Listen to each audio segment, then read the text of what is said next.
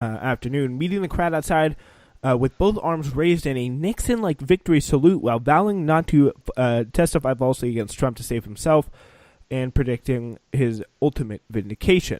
But the indictment shows that Stone has some serious legal problems and that his role as a possible link between the Trump circle and cyber assault in the Democratic Party cannot really be laughed off or dismissed with a kind of a victory salute. So it's going to be something definitely very interesting to watch. And this is also going to be pretty interesting to watch. Howard Schultz is going to be going on a book tour as he considers deciding whether or not to do a independent run in 2020. Well, personally, I think this is actually absolutely ridiculous, but I think the only way we can have a better country with this kind of a guy out there in this whole equation is him not running. I think it's very better. It's just better if he doesn't run. So Howard Schultz, CEO of Starbucks, he said he joined Twitter recently and said he's considering running for president here as an independent centrist. And again, we've had so much talk of him being people being third-party spoilers in candidates in the aftermath of 2016. It would be truly incredible in a horrible way if Schultz traipsed in the 2020 election, and just in time to ruin it for whatever marginally more left candidate is chosen by the Democrats, whether it's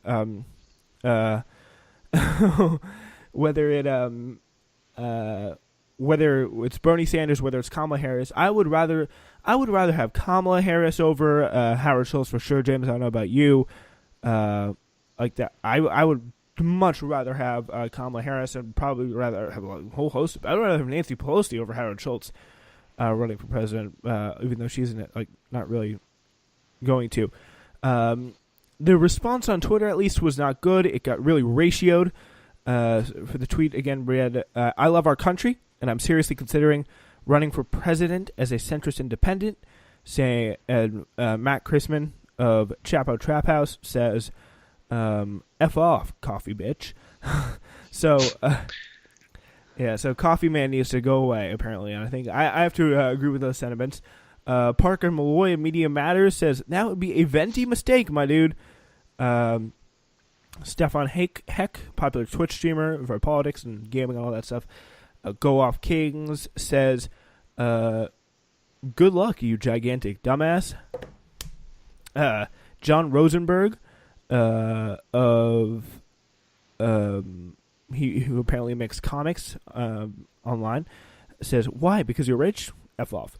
Yeah, so even centrists here, like former Hillary Clinton advisor and veteran poster Neera Tanden, are pissed, really, about Schultz's pseudo announcement, which was very good to see, in my opinion, because at least they're staying by their game, which is something like I didn't really thought they had the integrity to do in most cases. They all complaining about any left-wing third-party candidate, like a Jill Stein type person, and it would ruin the election. People are, oh my god.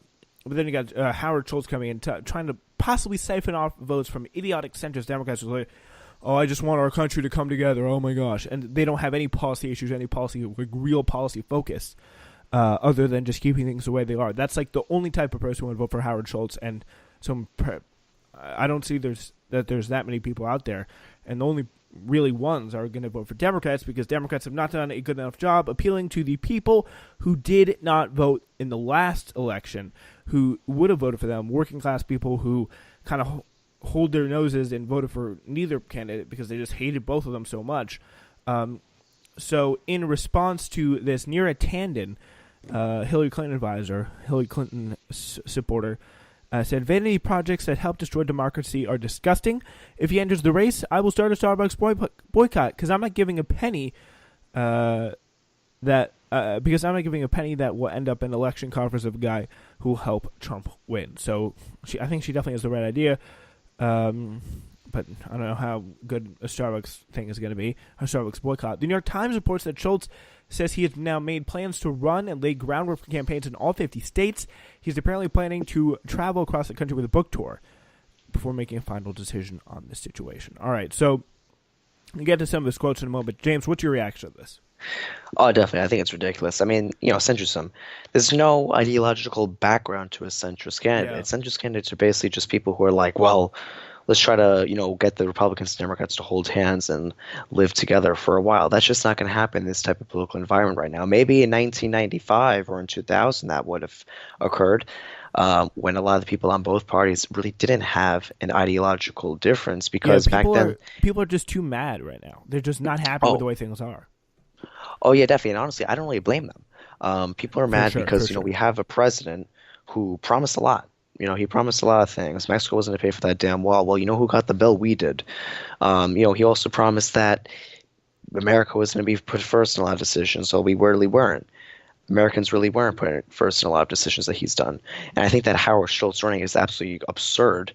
And, I agree with you. I think that it definitely is alarming to see if he actually decides to run, because he might just be a spoiler candidate, similar to what we saw in the 2000 presidential race in Florida. Look what happened there, where out of nowhere, Pat Buchanan got almost like 4,000 votes in Palm Beach County. Now, a lot of people think that was a problem with the voting machines, but still, like, spoilers occur a lot in many elections. And someone like Howard Schultz, not everyone who goes to the polling booth is a smart person, and a lot of people who might possibly like Starbucks, they might actually possibly vote for him. And that's definitely what alarms me most, because those people might actually have gone out and voted for someone who actually really would have been a really good politician, because this guy's just going to be a pro-corporation politician if he actually were to win the presidency, which he has no chance of winning. But he would be way too pro-corporations, and I don't even really see him doing anything to help the environment at all. I mean, they make BS excuses about their basically cups being plant cups. It's like Coca-Cola, plant bottle. That thing is not made with plants at all. That's 100% plastic. They just use that as a marketing tool to try to get you to say, oh, look, I'm helping the earth by getting this plastic thing. But, they also get their palm oil from bad sources as well. So Howard is not at all a good candidate at all to have running. And I think that he might possibly become a spoiler candidate, which alarms me if he decides to run. And I think that's what most people should be worried about as well. But if the Democrats can get united together and get united under one candidate instead of having some voting for him, I think that then we could be relatively very well, actually. Yeah, I think that'd be very, very important. Someone like Bernie Sanders, but I just don't see. I really don't see here where Howard Schultz stands on the policy issues that are going to actually appeal to a kind of like a left wing base, because like he doesn't have any real like what are the things he's good on? He's already said he's like doesn't like the left wing economic approach of a Bernie Sanders or Alexandria Ocasio-Cortez, and he's also said that I don't know where he stands, like a Me Too type of guy. I don't know where he stands like corporate taxes, and I'm sure none of it's very good. And his we'll hear from the man himself. He told the Times, "We have a broken political system with both parties basically in business to preserve their own ideology without a recognition and responsibility to represent the interests of the American people."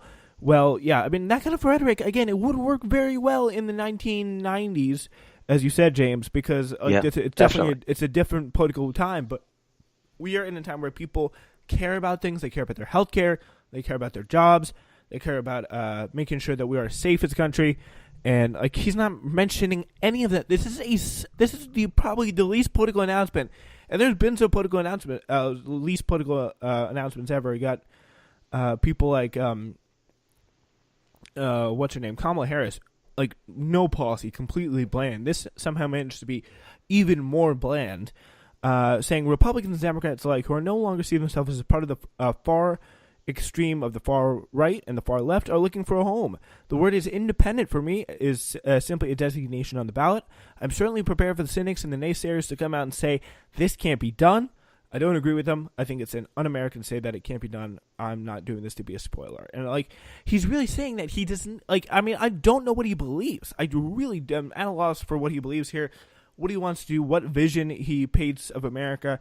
And it's just this ridiculous old trope that everyone says is like just doesn't really have any basis in reality. It's so cliched. It's not even comprehensible anymore.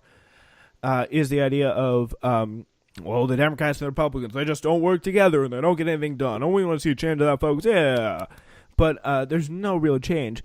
So yeah, he says very interestingly. I'm not doing this to be a spoiler, but yeah, so just because Schultz says he's not going to be a spoiler doesn't mean he won't be. Saying, quote, I feel, yeah, so he says, again, Very interesting stuff. This is where he stands. Like, who in the goddamn world is going to support him? Because I don't see any Republicans who are all very unified behind Trump at the moment, besides like 5 people who work in Washington, D.C. I really don't see how they're going to come and support him because he's not like talking their language here. He's not attacking. He's not against. He's not good on their cultural issues. Not good on their racism and all that stuff. So the racism, cultural issues. He's not like attack players for kneeling or whatever. Like with whatever those like the piggies like over there on the MAGA side. But he says, I feel if I ran as a Democrat, I would have to be disingenuous and say things that I don't believe because the party shifted too far to the left. Well, see, don't run. Don't say those things and lose instantly. He told the Times, when I hear people espousing free government paid college, free government paid health care, and a free government job for everyone on top of a $21 trillion debt, the question is, how are we paying for all this and not bankrupting the country? Well, Howard, how much did you say it make again a year? How much was that? Yeah, apparently it's $3.4 billion. We'll start with that and see how far we get there. $3.4 billion.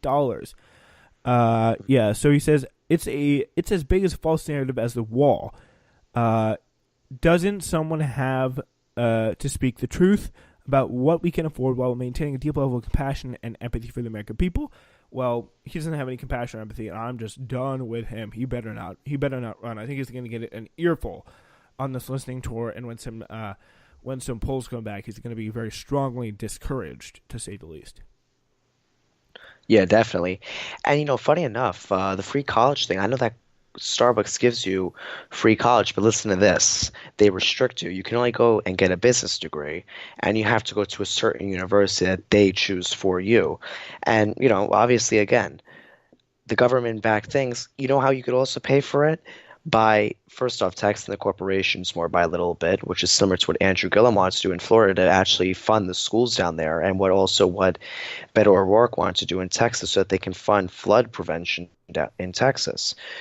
All taxing a bit more of the people who make the wealthiest amounts of money in our world. Look at him. Elizabeth Warren. Oh, yeah. You got AOC also putting up some very interesting tax proposals. Both their tax proposals I personally actually agree with. And I think that especially Alexandria Ocasio-Cortez's tax proposal, it actually really isn't bad. I've calculated it before, and it actually would work actually relatively very well. It would pay off for the stuff, and it actually, in the long run, it actually might help us actually lower the debt, because under Trump, our rate of change of our debt has actually increased by a very slight number.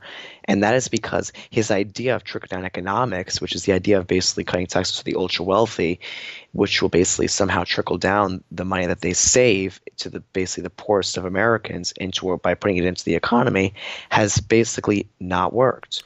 We see basically more rich people now saving their money, and the middle class, well, what's left of it, basically driving the economy. The middle class is always through stock buybacks. They've done that, and it's really just kind of and then still they want to lay off Verizon, for example, getting so much money, and tax breaks just turns on and lays off people at Huffington Post, as well as a spate of just awful kind of media layoffs this week.